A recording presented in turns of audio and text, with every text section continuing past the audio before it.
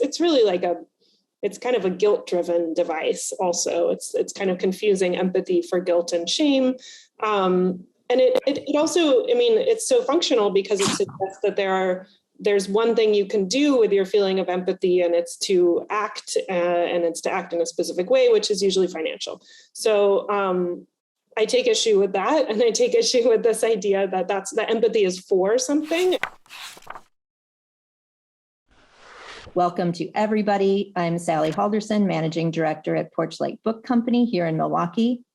How do I introduce this conversation and our guest tonight?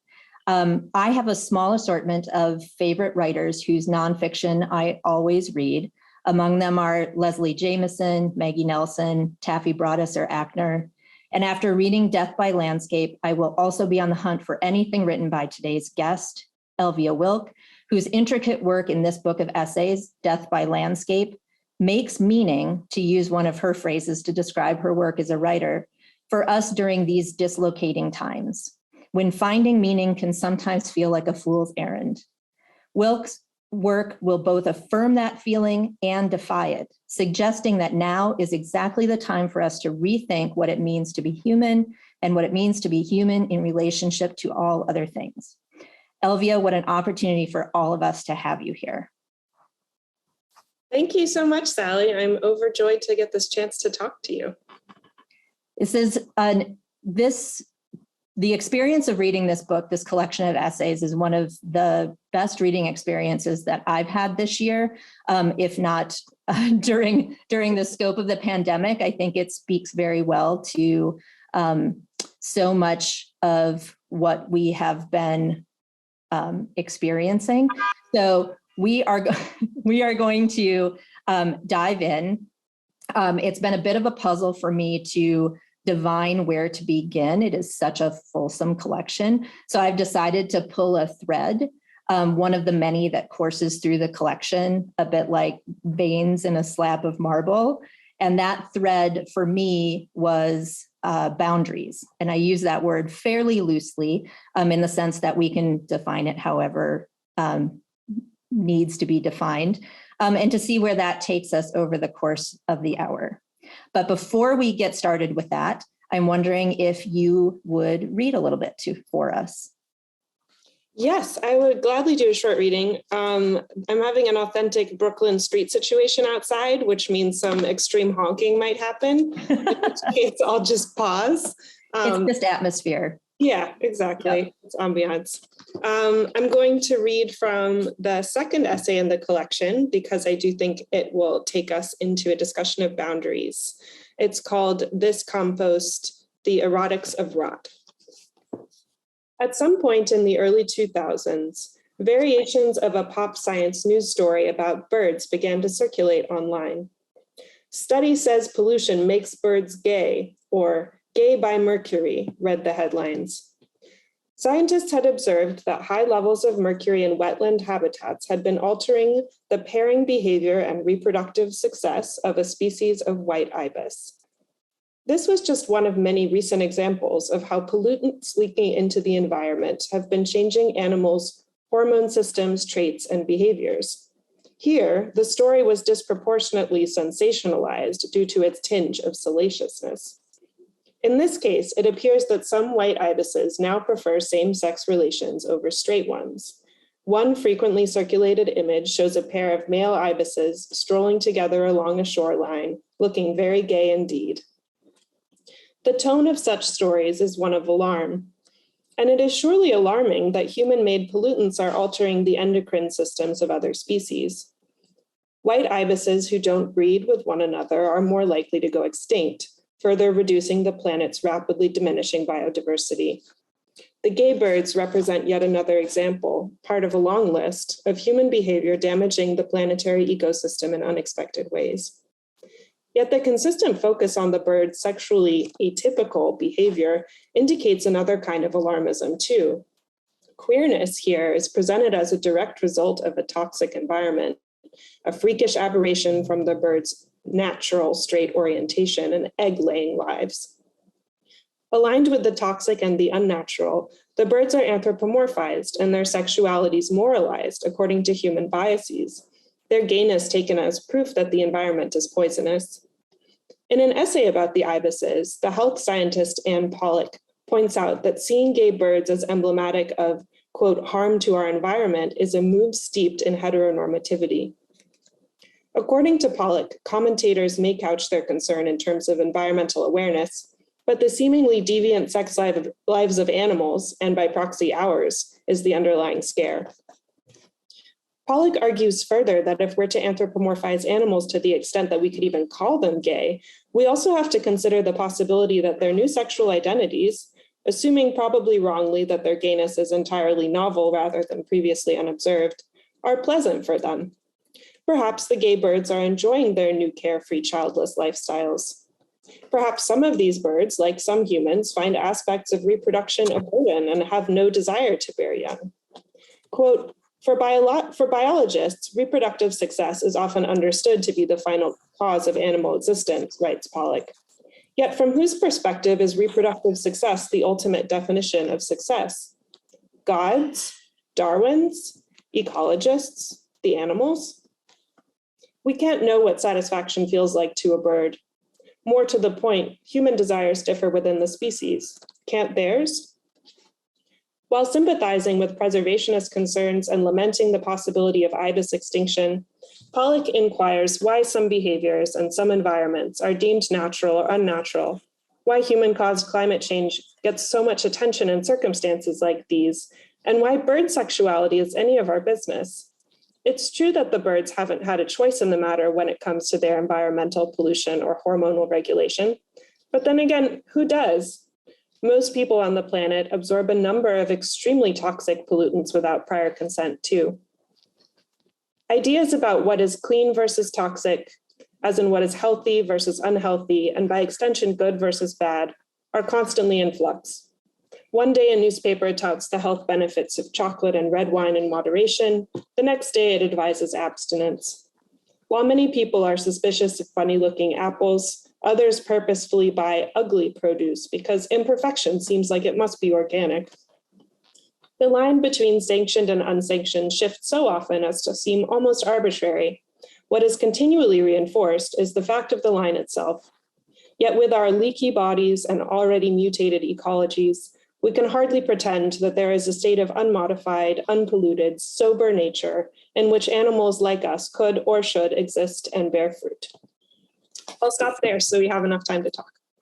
That's a wonderful introduction. And I think hearing it again, even after, and hearing you read it after reading it on the page, I feel that section highlighted a lot of what we are talking about boundaries. And when I said earlier about boundaries being used sort of loosely, I would say that we can use alternatives to boundaries as categorization, assumptions, historical knowledge, all of that kind of thing. But boundaries between people, when and how they're crossed, boundaries between humans and the natural world, boundaries we've established through the categorization of things and others, boundaries that have been set for others over time, boundaries we have for better or worse set for ourselves. These boundaries come in the form of membranes, timelines, of consent, as you mentioned, of later in the book, black holes, fiction or otherwise. While you may not be calling for the elimination of all boundaries altogether, you do write, quote, faced with the possible annihilation of the planet as we know it, certain modes of knowing fall short.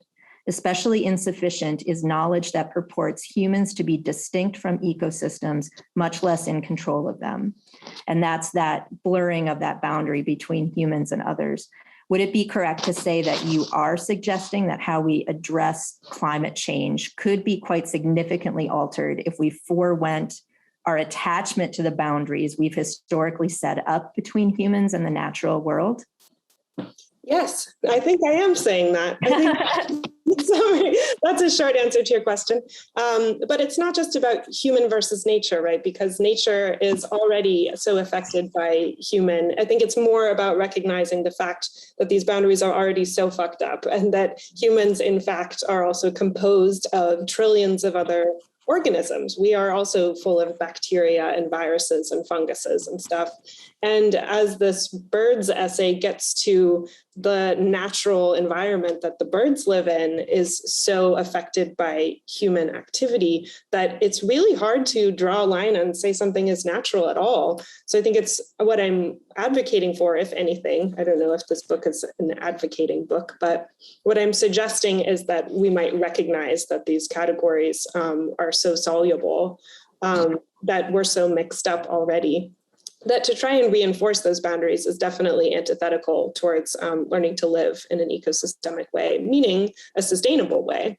But I think it's important often when saying this that I sort of give credence to preservationist aims. So just like I'm not saying it's a positive thing for white ibises to go extinct because of human behavior, I'm certainly not saying there's no role for preserving nature as distinctly as possible by creating reserves, for instance. But we have to understand that as kind of like a pole on a theoretical spectrum of natural and artificial, rather than a kind of absolute unpolluted space. I think that is one of the things that's so welcome about this book, is that you engage with nuance in a way that feels a bit atypical to our sort of discussion culture these days, and where people feel very polarized in their opinions. As you said, you're not necessarily advocating for one result or another, whether it is, preventing extinction or it is advocating for inclusivity within the natural world.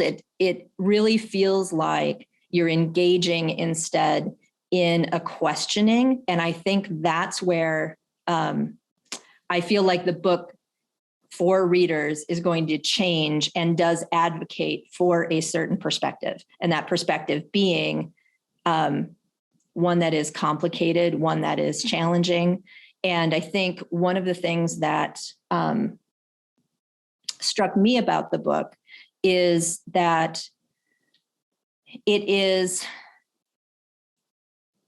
both empowering, but it is also challenging. It isn't about sort of puffing up the point of view of any particular aim, but more so about discussing intelligently and on a multi-level how complicated all of this is. And one refreshing aspect of the collection for me, because the last couple of years have been very complicated, is that it directly addresses the COVID pandemic. And even in my conversations with other authors this year, we've often looked at the pandemic sort of side-eyed. And this is one of the first opportunities that I've had to feel like I got a sense of what it was to live and to write and to think, literally think, during the pandemic. And I think that we experienced a lot of boundary building during the pandemic, where we were either forced to be inside, we were forced to construct boundaries between us and other people. But in the essay, What's Happening, you discuss just how genre writers in the main have been anticipating such an event as the pandemic. I'd like to read a couple lines here that I hope to represent the scope of the essay. You write, quote, "Disasters do shape history and intervene in the narratives many cling to, but in truth, they only catalyze and make visible malignant processes that have been ongoing for a long time. The biggest disasters are the ones that are never identified as such, like gradual environmental devastation, which are not deemed newsworthy because they are not sensational single events." You go on to say, quote, "But this is one thing literature, post-apocalyptic or otherwise, can do, to portray how the short and the long, the small and the big connect." So I'm wondering if you would talk a little bit about the capabilities of fiction to not just forecast the future, but to influence it, and whether literature and any art should offer itself toward practical aims and solutions. I know that you use a lot of references to active change throughout the book. Yeah, I mean, it's a tough question because it's kind of at the crux of the investigation. And I talk about it explicitly in a few essays, this idea that the question, what responsibility does fiction have to reality? Not sort of what fidelity should it have to reality in terms of accurately representing it, but should it actually take an interventionist role? Or is it delusional to think that fiction even can, and I'm certainly not, I'm not trumping up the ability of literature to do more than it can do. But I do have some cases to make for what it can do, as you said, to make scalar connections that are otherwise very hard for the individual mind to grasp.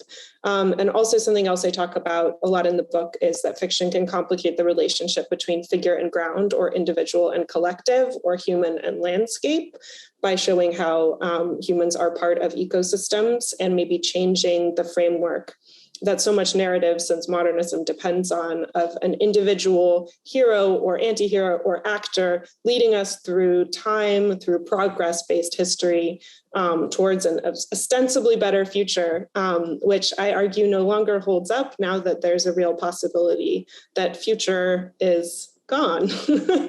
Or that, the future as it has been imagined for so long, especially a technological progress-oriented future, it's really hard to cling to that illusion. And so what can fiction do? Fiction can find ways to resituate the relationship between the actor and the universe that the actor inhabits, to complicate, as you say, the boundaries that we imagine between people and the rest of the world. And I also think there's an essay where I talk pretty explicitly about genre fiction and futurism, and I talk about the problem with kind of top-down solutionism, like that, any kind of ginormous solution that purports to be able to fix everything, whether it be a technology or an ideology, is essentially going to replicate the systems of power that have brought us to this state in the first place. So I advocate for a lot of small scale, you could say local, literally or figuratively. You could say like small collectives, different kinds of storytelling that change things in often invisible ways, or ways that are not visible to those in power. And I think that perhaps change that isn't visible to those in power is the enduring kind. The gift of this book is that I could take this in a number of directions. We could talk about your essay on virtual reality. We could talk about your essay on LARPing. We could talk about your essay on your own experiences of exploding your book. And we will get hopefully to all of those things. But I would like to push a little bit more on this boundaries and categorizations topic before we leave it. We establish boundaries between ourselves and others through categorization, and one common distinction is made between what is weird and what is normal. Societally, I think we use weird as an alternative label for other, or as a tool for othering. Either way, we assume a sort of hegemonic understanding of what is weird, assume that there are some unspoken agreements to that classification. You clarify that what feels weird or eerie depends on who you are and is therefore subject to change. And change it does. Most people would say that these past handful of years have been exceptionally weird, whether we're talking about climate change, identity politics, or the pandemic. So instead of just, quoting you again, redrawing boundaries of normality to be more inclusive, how do we challenge the very constructs of those categorizations, weird or other, so that we can create actual functional change?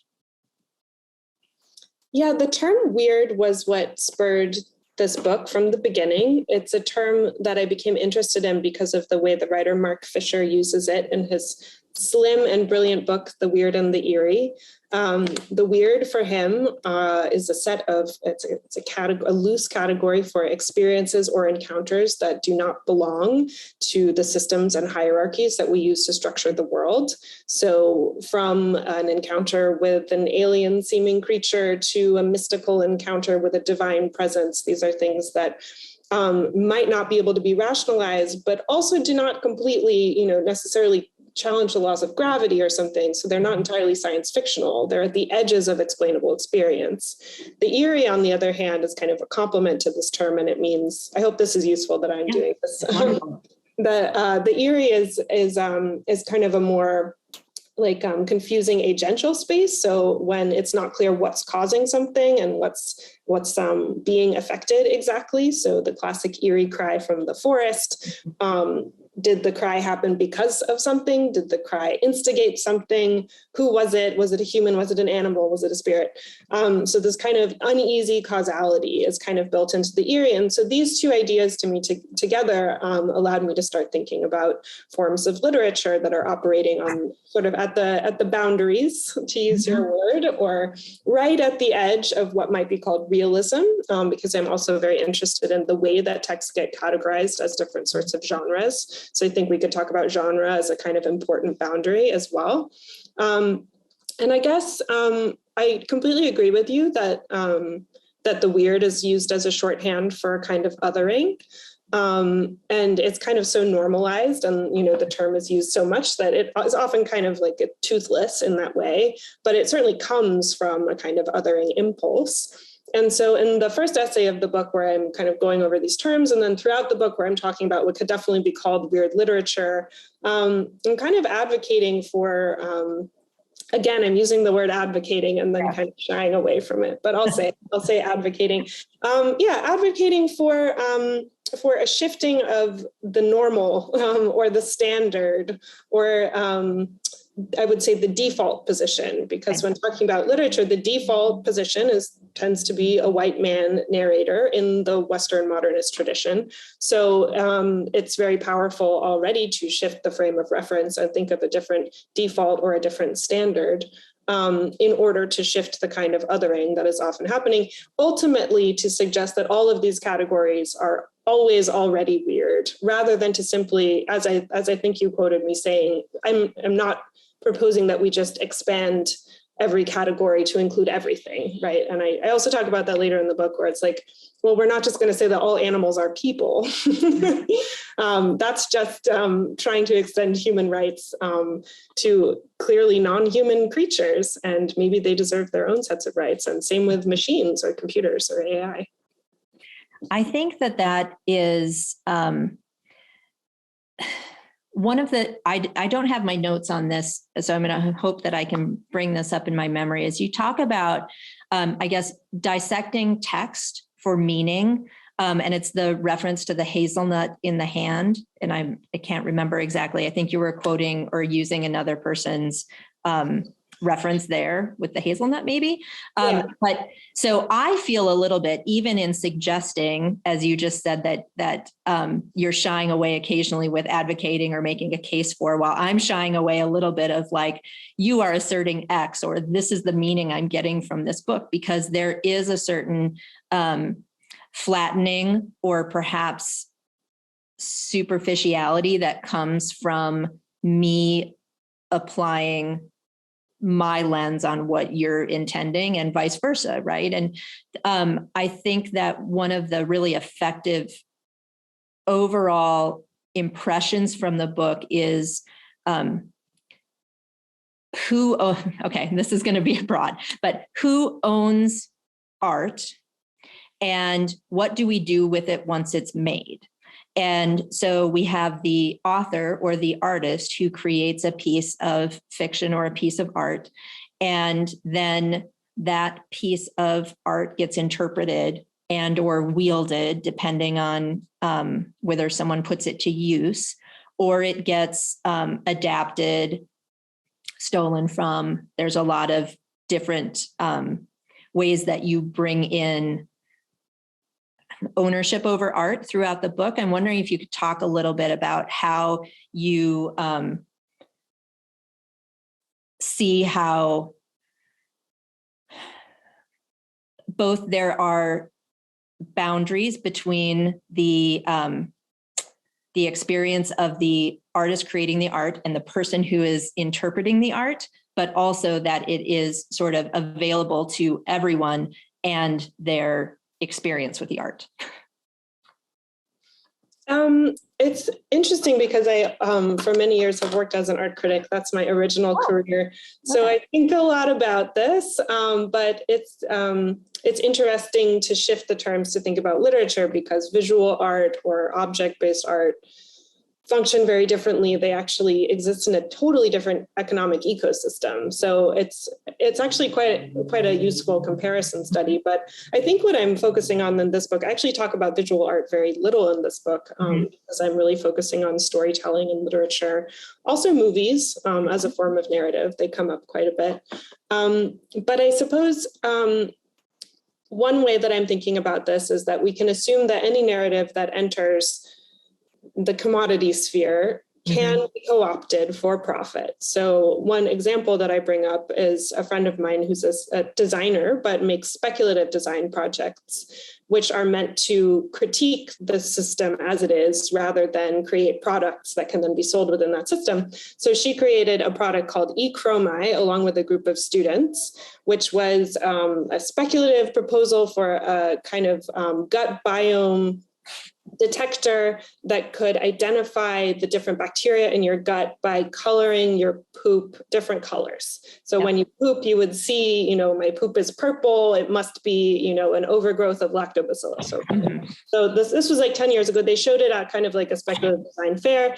And then sometime later, she found out that a company in China had started a prototyping this exact product because they saw an opportunity for profit. And I find this to be an extremely useful example. I think about it all the time because here you have an artist, somebody who's working in the speculative critical realm. They come up with something that they think, this was intended to show, the potential harmful uses of basically biotech surveillance, like what, somebody's gathering information about your gut biome now. But of course, the cycles of capital move very quickly. They absorb ideas, they churn them into profit. So when thinking about literature, I often think about this. I wrote a novel. I have little proof, but very much anecdotal information that a lot of the technologies I imagined critically in my book are existent. They probably existed before I came up with them individually. Maybe they were invented at the same time. Maybe somebody picked up on them. It doesn't really matter because it all enters this kind of hyperstitional loop where we're all inventing things and they're becoming reality quicker and quicker and quicker. So what I'm repeatedly interested in is kind of like the tightness of that cycle and how hard it is to make an intervention into that cycle where something could really be a provocation or a criticism that couldn't be recuperated into value once again right away.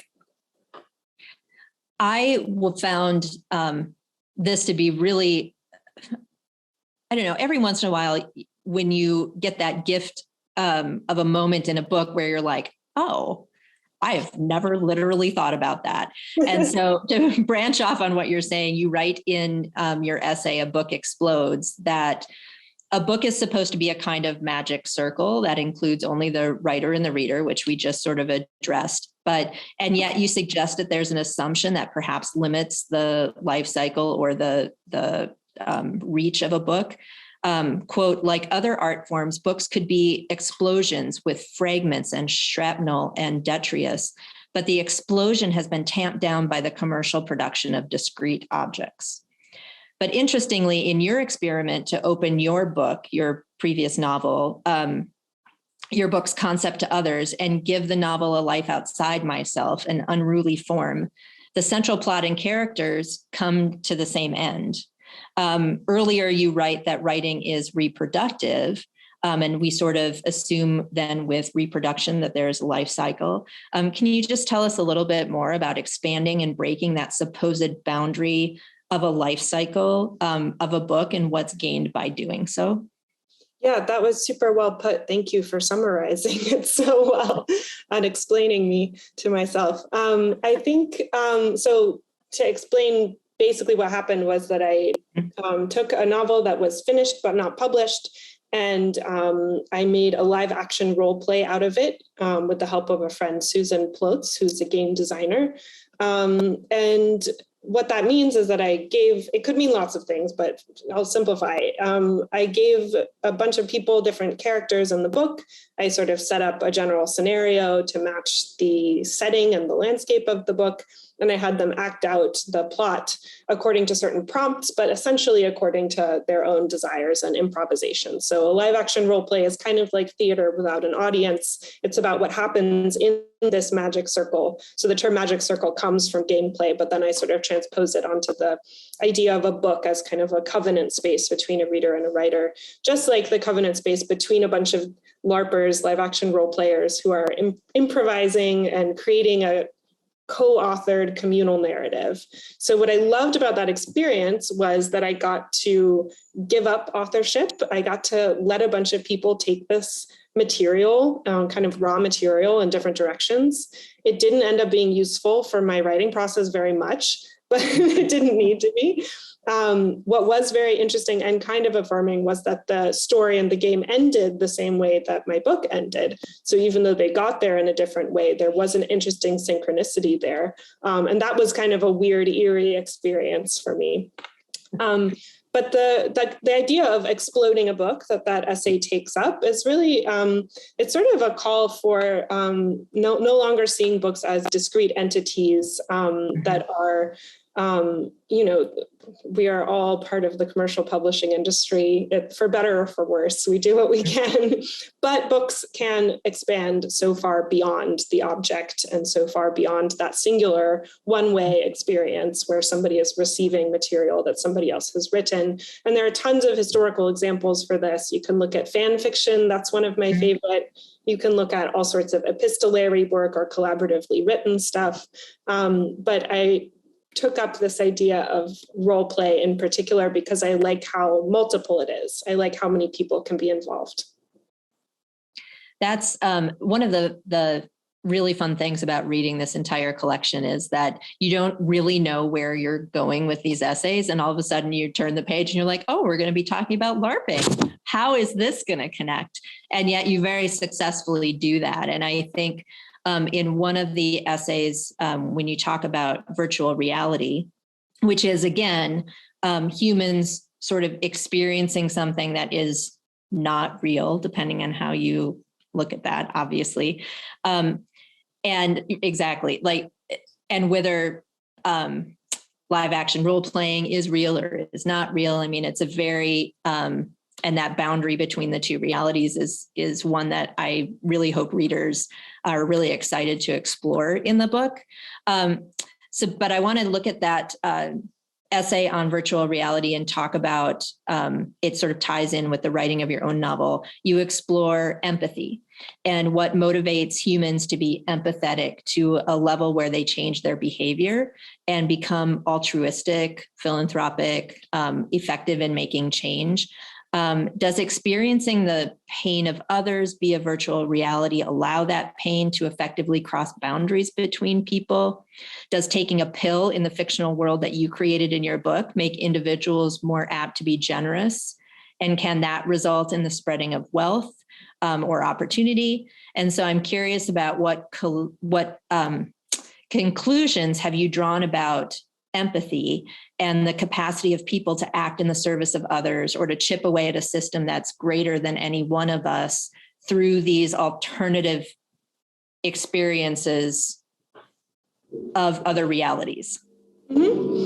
Empathy comes up in various ways through the book, and most explicitly in this virtual reality essay, which looks at quite specifically like humanitarian experiments in VR, where people are placed, like a user might put on a headset and suddenly be in a war zone and experience this kind of secondhand trauma of a bomb going off.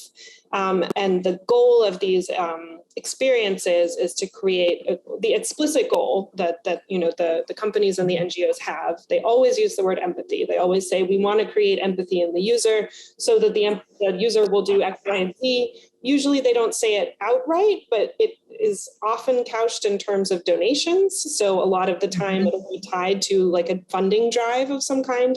And a lot of research has gone into this, this idea that if you kind of poke people into the proper amount of empathy, that they will, divulge or sort of donate the right amount of money in proportion to how bad they feel. And I find this to be a kind of disturbingly functional view of the way that the human capacity for compassion and empathy work. But, the worse you feel, the more, and that it's really like it's kind of a guilt-driven device also. It's kind of confusing empathy for guilt and shame. And it also, it's so functional because it suggests that there's one thing you can do with your feeling of empathy, and it's to act, and it's to act in a specific way, which is usually financial. So I take issue with that, and I take issue with this idea that that empathy is for something. I think that there's like, it's kind of just like unfortunate to think that empathy would be instrumentalized and that that's why we want it. And once you're looking for it, you can see this kind of empathy discourse everywhere. It's in the newspaper every single day. It'll be like, if we can just show more pictures of Ukraine, people will finally understand, people will finally empathize more, people will finally do X, Y, and Z. It's often not really clear what people are expected to do, but the expectation is that if they feel bad enough, or if they feel on behalf of another enough, that something will change. And I'm certainly not dogging, empathy in general. And I'm certainly not saying that people don't have an incredible capacity to make connections between their own mental states and other people's mental or emotional states. And I think that that's so sacrosanct and so sacred that to functionalize it in this way it's sort of like, it cheapens it actually. And I guess all of these studies that have been done about empathy is quite interesting because a lot of these experiments kind of backfire, like a lot of this VR stuff, trying to get somebody to feel really bad and donate to a cause. Sometimes it can just make them feel alienated. Sometimes it can make them feel traumatized. Sometimes it can make them feel angry. And a lot of the time, overwhelmingly, it makes them feel helpless rather than the sense of empowerment that it's supposed to instill. So my fascination is just like, why are we so obsessed with individualizing these issues? And why does it have to be based on a certain type of negative emotion? Like we rarely talk about empathy in terms of like, that person is experiencing great joy. Could we experience that with them? So I guess, these are the many things I'm talking about. I'll stop for now. Yeah, I think that I won't remember the line exactly, but you write about this question of exposure. We end up needing to see more to believe more. I think it's something like that. And I think we all have experienced that to some degree online, in social media, all of that kind of stuff, is that we end up with so much exposure to things that we get sort of, it actually deadens our empathy rather than heightens it. Yeah. But you also talk a lot throughout a number of essays about trauma and our body's reaction to trauma. And I think one of the things that's most interesting about these virtual experiences with trauma, or even if you were to say experiencing it during a live action role play or even watching a movie, it's one of those things that we don't think about a lot, is that the experienced trauma of the viewer is then an actual physical experience of that person. And that's a really fascinating I suppose, second dimension to what we usually assume is going to happen in terms of like the effect of these intentions. So the second part I was going to say about that is during reading your book, I thought many, many times that the cliche, the road to hell is paved with good intentions. And it does seem like there are a lot of instances that you bring in where people have good intentions for whatever it is that they're doing, even to the degree of an artist creating a piece of work or a writer writing a book, a LARPer creating a game, this sort of intentional use of virtual reality, that we design something to have a certain effect, but it actually ends up having a very different effect. Some people call this seeing around corners. Some people call it, just having a predictive ability. But how do how do we continue to create when once we create the object that has been created, we really have no control about the effects, right? Like we don't want to undermine creativity, but we want to question it. And how do we put that out into the world in a functional way that doesn't actually end up doing damage in the end? Well, I think we just do it anyway. Mm-hmm. Yeah. I think we do it anyway, and we mitigate as much as we can the risks. I think that's what I do. It's not a how-to manual. But I think it is back to that kind of eerie causality, right? Like the world does not work in directional proportional cause and effect like we so badly want it to, given the way that it has been computationally modeled. And there's so much burden on prediction, and there's so much burden on the ability to control what happens. And I find great hope in the weirdness and the eeriness of the way that life actually works.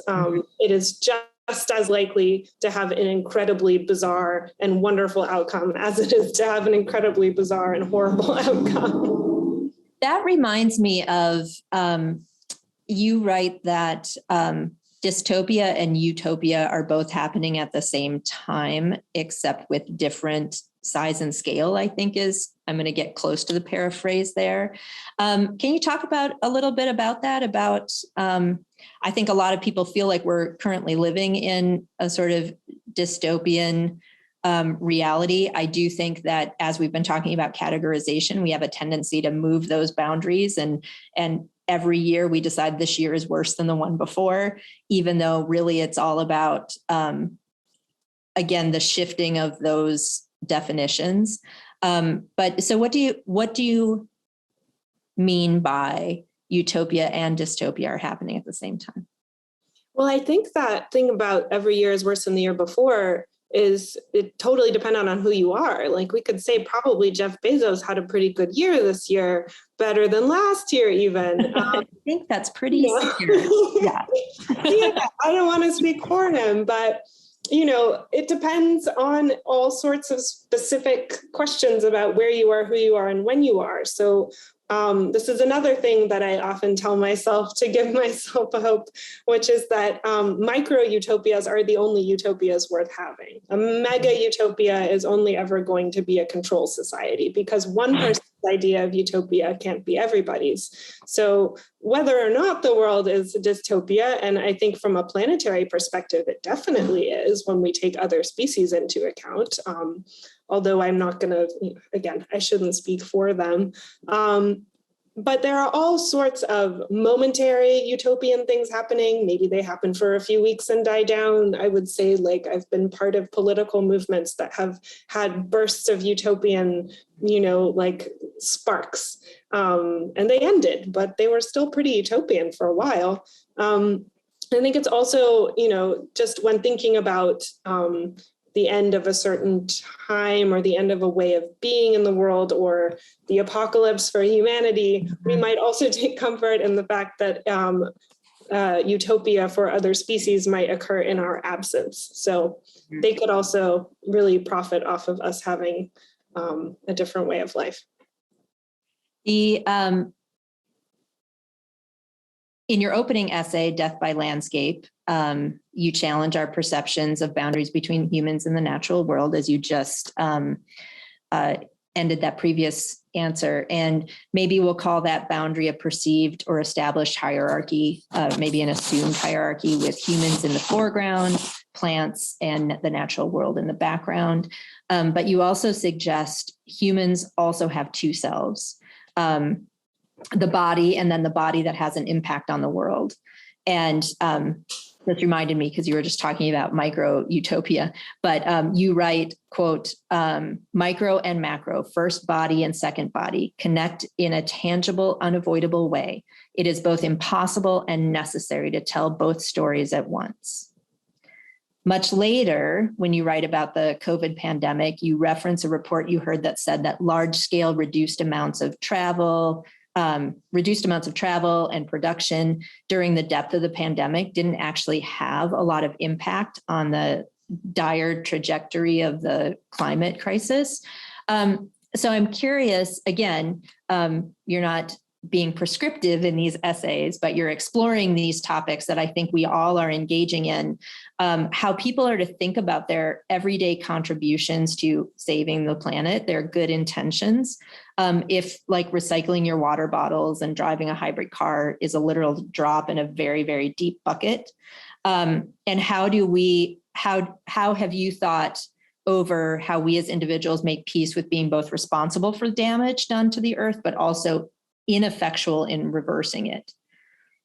Yeah, I think my answer to this has changed over the years. And at this point, I would say class conflict is the way to go over individually recycling our water bottles. I see this as the Capitalocene and not the Anthropocene. I see this as a problem of our economic and class system. And I feel pretty solid about that. I also have no qualms about trying my very best not to take as many international flights as I would like to take, and doing the things that actually are countable. But there's been a whole lot of recent, very clear math on who's actually taking the private jets. And most of us are not doing that. But it's a complicated interplay between making sure that we individually take responsibility for what we're doing and the fact that our bodies are implicated in ecosystems and that we are part of them. And also not insisting on individual responsibility for what is, I think, a class problem. And, divided in lots of other ways, of course. But I want to just say that idea of the second body is borrowed from a wonderful writer named Daisy Hildegard, who wrote a book called The Second Body, which I just think is fantastic. It's very short and it's very clear. And it proposes that we have this first corporeal body that, the body that has a headache, or body that eats, the body that has sex. And that there's this second body in the era of climate change, which is the body that we understand somehow, but we don't really know how it has an impact on, the ice caps melting. And it's impossible to connect those two. And so what I'm kind of piggybacking on her construction and saying, but that's the job of fiction, is to talk about how those connect, even though we almost never tangibly feel that. Mm-hmm. One of the highlights, or one of the really gratifying results of reading your work, is that we get introduced to so many different authors and all of the people who have affected how you think about these topics. And it feels like we're obtaining an education, and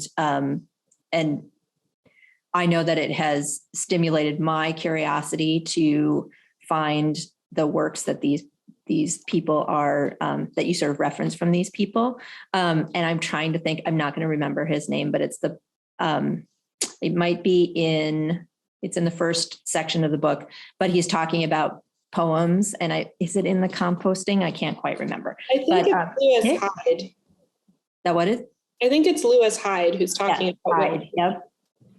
And I think that's another area where where we talk about boundaries. And I think he references the poem as being a distinct object.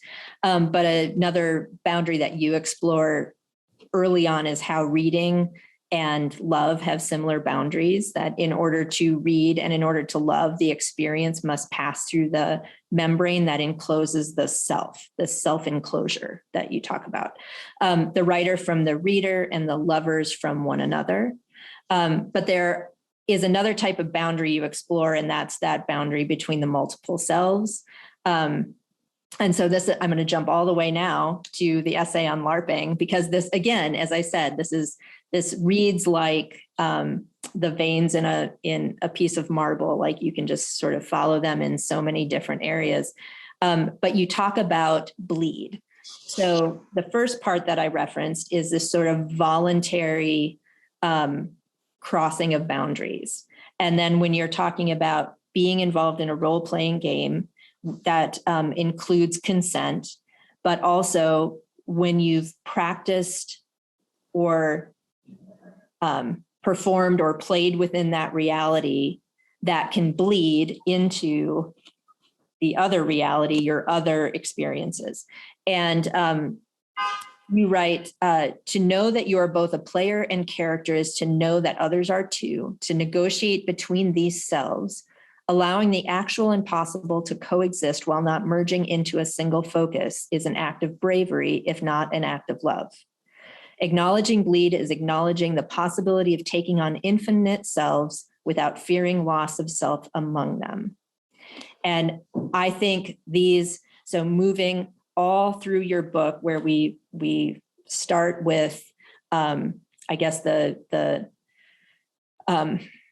with poetry, with love, with practicing different realities, or I don't know why I want to use the word practicing, but it feels like it's not performative. It's actually exercising yourself within that self, but then also how that then you take that with you, whether it's the poem you read or the love you loved, or the 6 hours you spent in role playing. And that blurring of those lines is very exciting, but it can also be really frightening for people. So when we talk about breaking down boundaries, when we talk about setting different kinds of limitations, deconstructing assumptions, how do you feel that people can sort of deal with the uncertainty and fear that comes from all that weirdness? I think bleed is a really useful concept that comes from LARPing. It's, as you said, this idea that what happens in the game will bleed into your real life. And likewise, your real self will bleed into the game.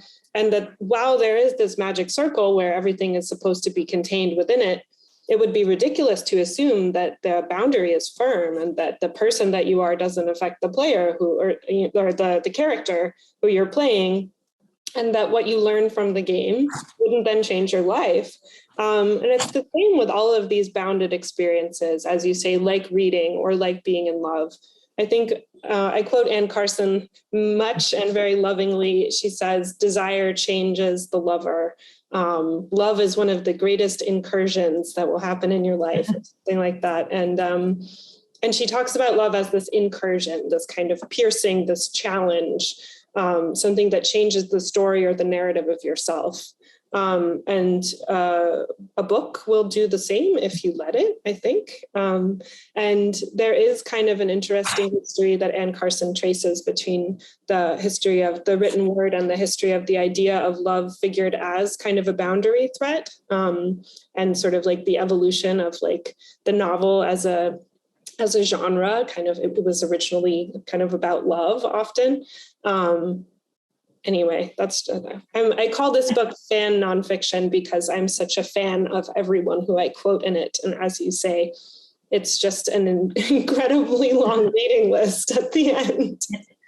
I feel like even in my questions and in my preparation for talking with you, like I felt an enormous responsibility to try to reflect the wide range and then the depth with which you investigate so many of these topics. And I am afraid that I've probably been really long-winded in trying to prop up these answers, but I'm really hoping that people get a sense of the just impressiveness with which these topics are brought to our awareness. But I think you said this a few minutes ago, but I just want to stress that even though the name of the book is Death by Landscape, and you do talk a lot about the climate crisis, and we do talk a lot about systemic oppression and repression and all of the ways that we create boundaries around the other and don't allow us to experience the weird or experience much with a lot of freedom, that there is a lot of hope and a lot of optimism in the message in these essays. that together we can make an impact, whether it's on climate change, on systems of oppression, on hegemonic boundaries between us. There's always something that is changing. And that may actually be the boundaries with which we sort of bind ourselves up with. And you talk about fiction a little bit, and I want to bring it back to the artist, I suppose, is that with fiction, you write, fiction works as in performs a type of labor in service of change for better or worse. And art, fiction, technology, all the topics you investigate in these essays have power to influence the future, but cannot be controlled by the creator. So people need to engage with all of it in order to actually reap the benefits, I suppose, or to actually bring functional change. And so I think that is ultimately what we're left with after reading the book is a sense of hope and a sense of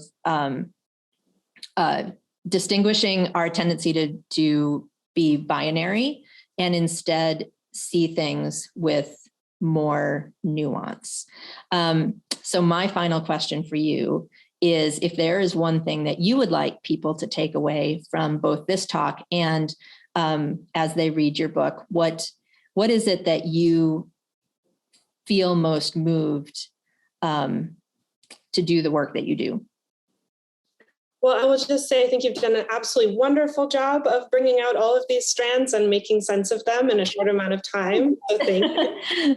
I think the sentence I think of most often that I quote in this book, it's a quote from the philosopher Emanuele Koja, and he wrote a book about plants. And he writes in it that plants are domestic titans who do not need violence to form new worlds.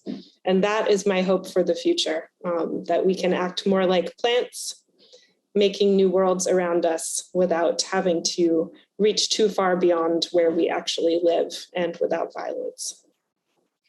Thank you very much for that. And thank you so much for joining us tonight. Thank you for spending this hour with us. Thank you, all of our attendees, for tuning in. And I really hope that, like myself, you will be hunting down everything that you write in the future, because it is an investment in how we want the future to change. And it's just an incredibly impressive work. So thank you very much. Thank you. Thank you, everyone, for being here.